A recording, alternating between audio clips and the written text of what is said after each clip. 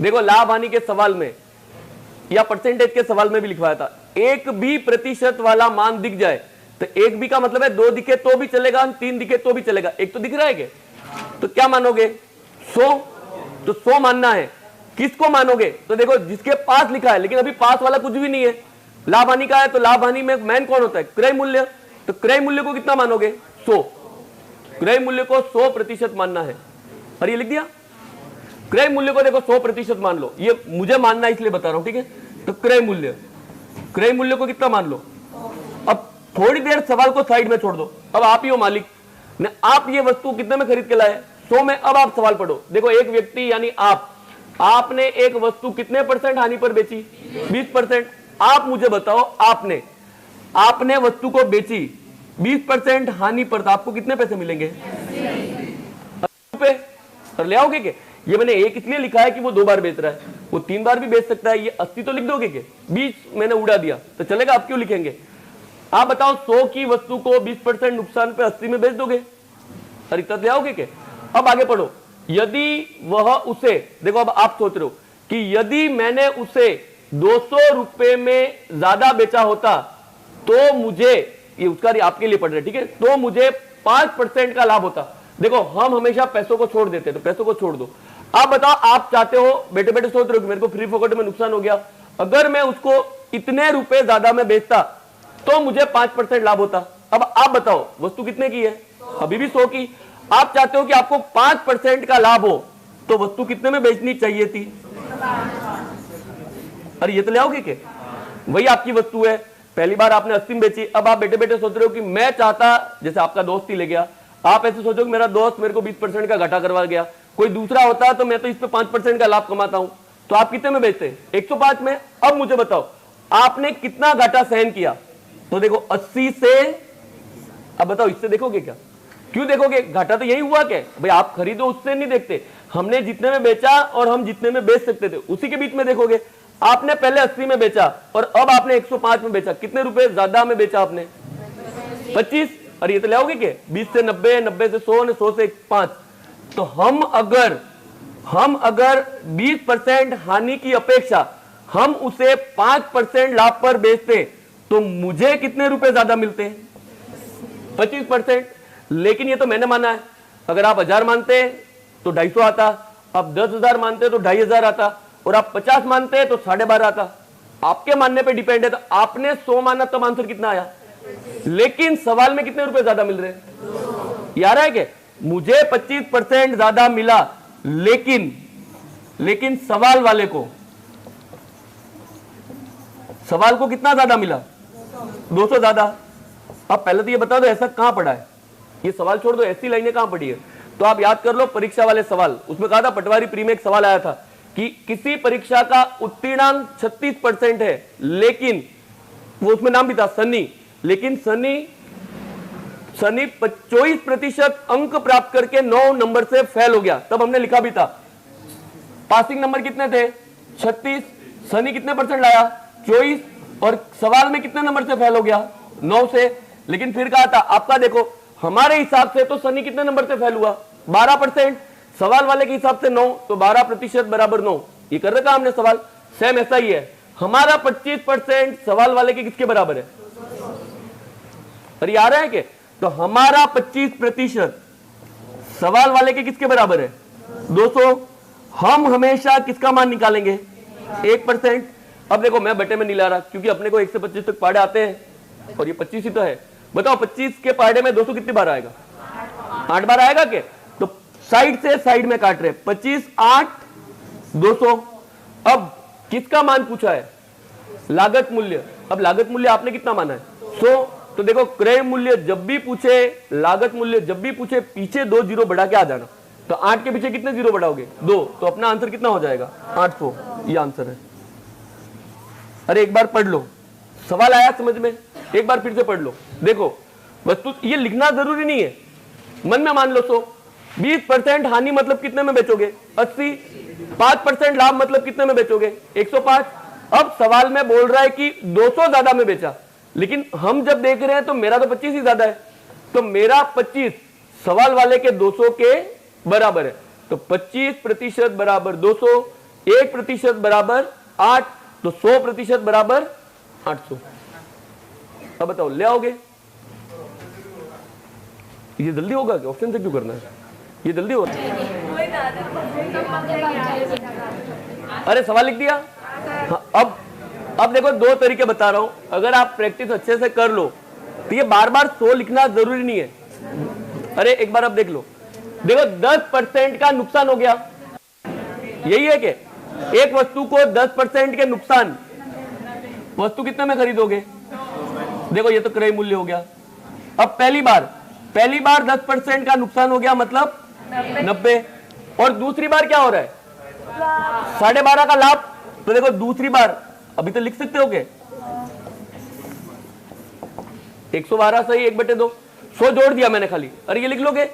अब देखो सवाल वाला बोल रहा है कि 9 रुपए ज्यादा में बेचा। आप बताओ आपने पहली बार कितने में बेचा? 90। आपने दूसरी बार कितने में बेचा? हाँ 112 और आधा, यही है। आप बताओ आपने कितने में ज्यादा बेचा? तो देखो दिक्कत ये है, ये घटाने में प्रॉब्लम है। देखो ये तो घट जाएगा इसके बाद वाले सवाल में। जैसे ये 12.5 की हानि होती और 10 का लाभ होता तो फॉल्ट आता। तो देखो लिखना जरूरी नहीं। आप बताओ 90 से आप 100 पे आओ तो 10 रुपए, तो 10 रुपए बचे। फिर आप 100 से 112 पे आओ तो 112 में भी ये 12 को देखो, आधे को छोड़ दो तो 12। देखो पहले आप क्या किया, आप 90 से 100 पे आए, कितने रुपए मिले? 10। 100 से 112 पे आए, कितने रुपए मिले? 12 ही मिलेंगे के? 10 और 12 22 और क्या बच गया? आधा, तो 22.5। अरे मैं ये बता रहा हूं घटाना जरूरी नहीं है। अगर कभी आएगा आपको क्रॉस चेक खाली करना है तो 90 से इतने पे आने पे 22.5 रुपए मुझे ज्यादा मिलते, लेकिन सवाल वाले को कितने मिल रहे हैं? तो देखो सवाल वाले के 9 रुपए और मेरा मान क्या है? और यही है कि तो 22.5% बराबर कितना है? 9 रुपए। अब यहां लिख देते हैं, ठीक है। देखो क्रय मूल्य कितना है? 100। पहली बार मैंने कितने में बेचा? 90। दूसरी बार मैंने कितने में बेचा? तो मुझे कितना ज्यादा मिला? 22 से 1/, सवाल वाले को कितने ज्यादा मिले? तो 122% बराबर क्या है? अब मैथ में मिश्र भिन्न गलत है तो सही करो। तो देखो 2 × 22 44 + 1 45/, अरे अब सरलतम में मत ले आना। क्यों? क्योंकि आपको तो 1% का ही मान चाहिए के, तो निकालो 1% का मान। देखो आपको 1% का मान चाहिए तो 1% बराबर क्या होगा? देखो हमेशा बीच में कौन आता है? हर वाला मान। तो इसका तो क्या करोगे? वज्र गुणा, तो 9 × 2 और आगे वाले मान को कहां ले जाओगे? बटे में। बच गया 1%। और 1% बराबर क्या है? तो 2 का गुणा दिया। जितना अपने को काटने आता है उतना ही काटना। 9 × 5 = 45, कितना बचा? कटेगा क्या? नहीं कटेगा। अब आप सवाल पढ़ो, किसका मान पूछा है? क्रय मूल्य क्या है?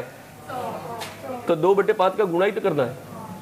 100 × 2/5। देखो 5 से 100 को काटो 20 और 20 × 2। अब देखो आपको इतनी मेहनत नहीं करनी थी, ये तो लिख दो, शॉर्ट में बता देता हूं। देखो आप जब सवाल पढ़ रहे हो तब आप बोल रहे हो कि मेरे को पहली बार 10 का घाटा हो गया और दूसरी बार बोल रहे हो कि मेरे को 1.5 का फायदा चाहिए। देखो 10 का घाटा हो गया, मैं दूसरी बार चाहता हूं कि 12.5 का फायदा हो, तो कुल मिला के कितने का फायदा हुआ? तो देखो 10 का घाटा भर दिया, 10 का घाटा भरा और 12.5 और मिले। फायदा ये है कि पहली बार 10 का घाटा आपने पूरा भरा और 12.5 और ज्यादा कमाए, कुल मिला के कितना कमाया? तो जोड़ दो के? अरे जोड़ना ही तो है। 10 + 12.5, 22.5 का मान कितना है? ये रहा 9, ये रहा। तो ये लिखना जरूरी नहीं है, आप शॉर्ट में ये भी, लेकिन देखो पहली बार में नहीं कर सकते, आपको सवाल ऐसे करने पड़ेंगे। बहुत सारे सवाल हो जाए तो बार बार आपको आएगा कि अगर हानि हो रही है और अगर लाभ हो रहा है तो मैं जोड़ ही दूं के? क्यों? क्योंकि दूसरी बार में आप क्या कर रहे हो? पहले का घाटा भी भर रहे हो और ज्यादा पैसे भी कमा रहे हो। जैसे यदि मैं किसी वस्तु को 20% हानि की अपेक्षा 20% लाभ पर बेचूं, तो आप बताओ आपने पहले 20 रुपए का घाटा कमाया और फिर आप 20% लाभ कमा रहे हो, तो एक तो 20 का घाटा भर दिया और 20 का फायदा भी कमाया, कुल मिला के कितना कमाया 40। तो डायरेक्ट भी ला सकते हो जोड़ के, लेकिन उसको अभी प्रैक्टिस मत करना, वो बाद में करना, ठीक है। जब आप बहुत सारे सवाल कर लो तब लिख लो एक बार इसको।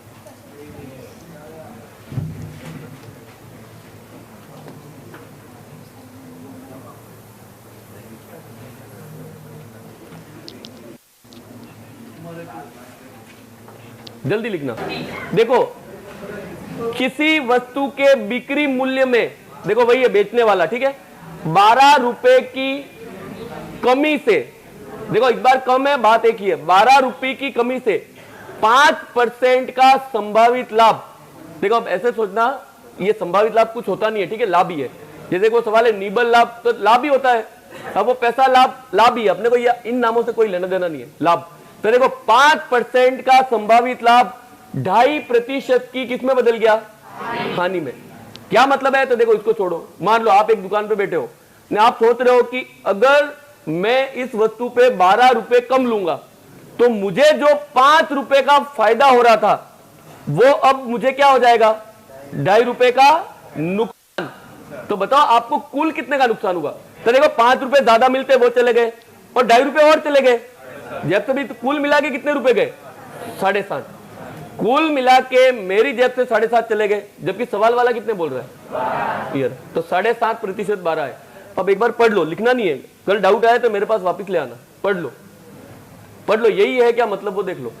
खाली मैं इसलिए बता दिया, ये संभावित को छोड़ दो, ये कोई लाभ ही, संभावित लाभ से मतलब है आप बैठे बैठे सोच रहे हो, ठीक है, पढ़ लो एक बार। किसी वस्तु के बिक्री मूल्य में 12 रुपए की कमी से उसका 5 का लाभ किसमें बदल गया, 2.5 की हानि में। अब सवाल वाले का पैसा छोड़ दो, आपका मुझे बताओ कि आपको 5 रुपए ज्यादा मिल रहे थे, अब 2.5 रुपए कम मिल रहे, तो आपको कितने पैसे कम मिले, 7.5। तो देखो आपको 7.5 रुपए कम मिले, सवाल वाले को कितने कम मिले, ये आंसर लाएगा। में मिश्र भिन्न गलत है, 2 × 7 14, 14 + 1 तो 15/2% बराबर कितना है 12। 1% का मान लाना है, 1% बराबर, बीच में कौन आ रहा है 2, तो 2 का तो वज्र गुणा करो, 12 × 2 और बटे में कौन आएगा 15। ये जितना कटे उतना काटना है, तो अपने को 3 का पार्ट आता है, 3 चौक 12, 3 पंजे, अब नहीं कटेगा, 4 × 2 8/5, किसका मान है 1 का। किसका पूछा है, उस वस्तु का लागत मूल्य। अब लागत मूल्य को हम हमेशा कितना मानते हैं 100, तो 100 का गुणा कर देना 8/5 में, 5 से 100 को काटो 20 और 20 × 8, यस। तो ट्राई करना, नहीं आए तो पूछ लेना कल, नहीं तो वीडियो देख लेना, छापना हो तो वीडियो देख लेना, लिख लो इसको।